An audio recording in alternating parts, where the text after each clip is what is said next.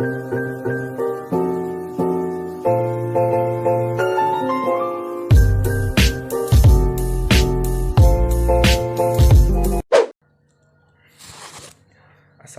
warahmatullahi wabarakatuh. Salam sejahtera untuk kita semua. Saya Sri Sultan, nomor induk mahasiswa 2019-59001, mahasiswa Universitas Patimura, Fakultas Pertanian, jurusan Peternakan, program studi Ilmu Peternakan. Nah, pada kesempatan kali ini saya akan menjelaskan salah satu penyakit yang menyerang ternak sapi dan bagaimana cara untuk pencegahan dan pemberantasannya. Nah, penyakit yang akan kita bahas kali ini yaitu brucellosis. Brucellosis adalah penyakit infeksi yang disebabkan oleh bakteri genus Brucella. Dan brucellosis juga merupakan penyakit hewan menular yang secara primer menyerang sapi, kambing, babi, dan dapat menyerang berbagai jenis hewan lainnya. Brucellosis juga bersifat zoonosis, yang artinya penyakit ini dapat menular dari hewan ke manusia, begitupun sebaliknya. Penyakit ini dapat menular ke manusia, yaitu dengan cara manusia memakan hasil produk dari salah satu jenis ternak seperti susu ataupun produk dagingnya. Nah, berikut adalah gambar ilustrasi tentang bagaimana penyebaran penyakit brucellosis dari hewan ke manusia. Kita lanjut ke spesies yang rentan terkena brucellosis.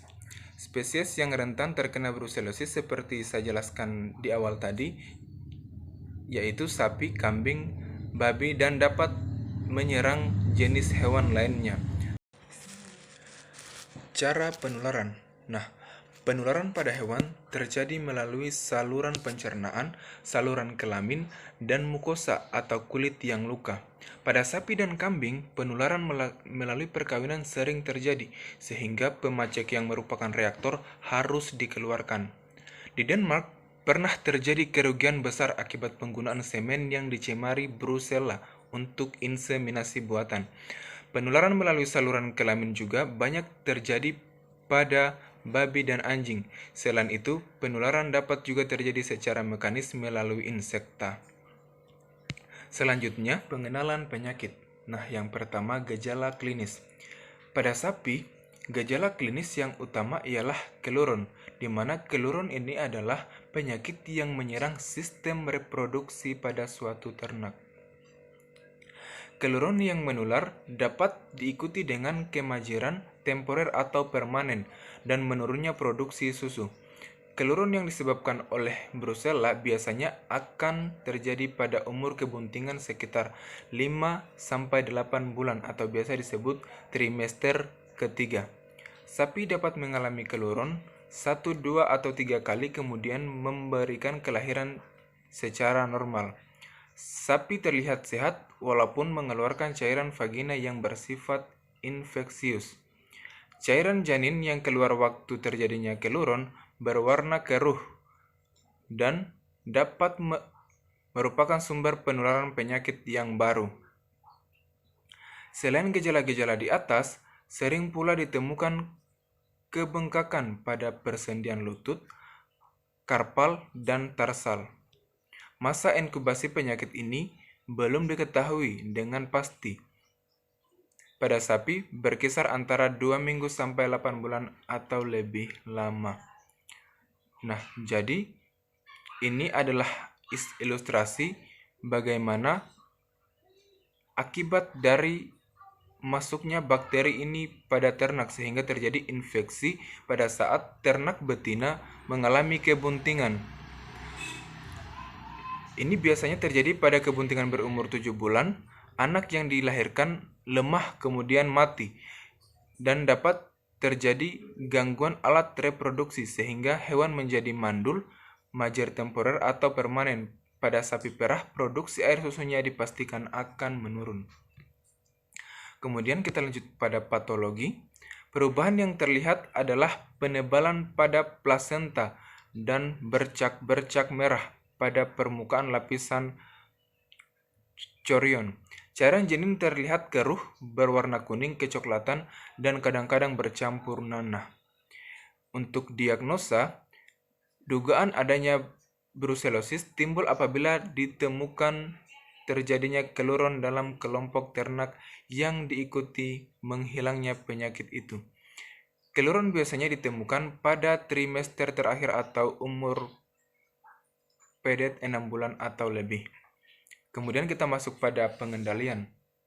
Untuk bagian pengobatan, sampai saat ini belum ada pengobatan yang efektif untuk digunakan. Jadi, jalan pintasnya kita harus melakukan pencegahan dan sampai pemberantasan.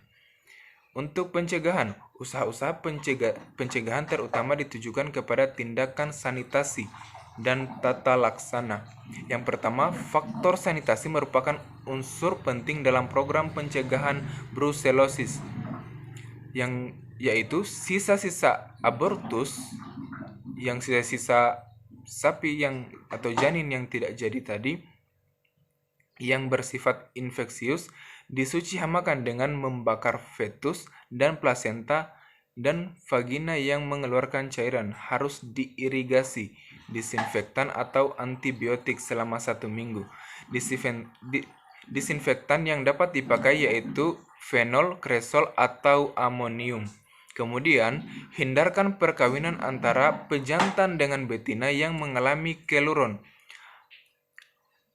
Salah satu cabang imunologi yang mempelajari reaksi antigen-antigen antibodi secara in vitro.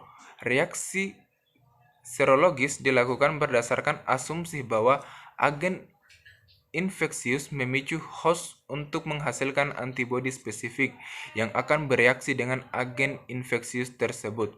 Reaksi ini dapat digunakan untuk mengetahui respon tubuh terhadap gen infeksius secara kualitatif maupun kuantitatif. Uji serologi adalah salah satu cabang imunologi yang mempelajari reaksi antigen antibodi secara in vitro. Reaksi serologis dilakukan berdasarkan asumsi bahwa agen infeksius memicu host untuk menghasilkan antibodi spesifik yang akan bereaksi dengan agen infeksius tersebut. Jadi, reaksi ini dapat digunakan untuk mengetahui respon tubuh terhadap agen infeksius secara kualitatif maupun kuantitatif. Dan dengan reaksi ini atau uji reaksi antigen antibodi ini kita dapat mengetahui bahwa adanya infeksi karena bakteri Brucella tersebut. Yang kedua yaitu pengawasan lalu lintas ternak. Pengawasan lalu lintas ternak harus dilakukan untuk mencegah penyakit ke daerah lain yang lebih luas. Kemudian usaha terakhir yaitu pemberantasan. Perlakuan pemotongan hewan dan daging dari uji penyebaran penyakit dan terutama untuk aspek kesehatan masyarakat. Maka hewan-hewan yang telah ditentukan sebagai reaktor dalam program tes harus dipotong. Pemotongan tersebut harus memperhatikan faktor yang memungkinkan tercemarnya lingkungan, harus dicegah. Untuk daerah eksotik dilakukan pada tempat tertentu. Tempat pemotongan hewan harus segera dibersihkan dan disuci hamakan. Pada pemotongan hewan penderita atau tersangka perlu diperhatikan adanya cairan eksudat dan sarang nekrosa pada organ visceralnya. Dan dengan demikian seluruh organ tubuhnya sampai tulang harus dimusnahkan dan dagingnya boleh dijual setelah mengalami pelayuan. Baik, itulah materi yang dapat saya paparkan. Atas perhatiannya saya ucapkan terima kasih. Salam sehat untuk kita semua.